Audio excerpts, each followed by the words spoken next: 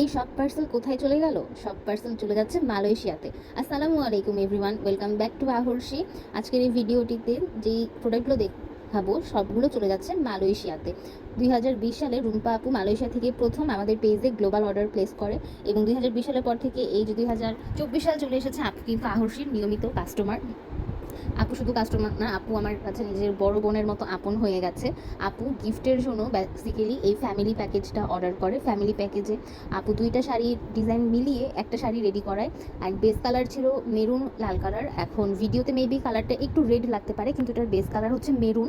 And মেরুনের উপর golden colour এবং orange কালারের ব্লকের কাজ করা আপু আমার উপরে ছেড়ে দিয়েছিল। এবং আপু চাচ্ছিল যে শাড়ি পাঞ্জাবিগুলো এবং বাচ্চার ফ্রক যেন মানে কালার কম্বিনেশন ঠিক থাকবে, কিন্তু ডিজাইনগুলো একটু ডিফারেন্ট হবে। তো আমরা হচ্ছে বেবি ফ্রক, দেন হচ্ছে বেবি পাঞ্জাবি, ভাইয়ার জন্য পাঞ্জাবি এবং আপুর জন্য শাড়ি এবং হচ্ছে ব্লাউজ পিস রেডি করে দেই। এটা হচ্ছে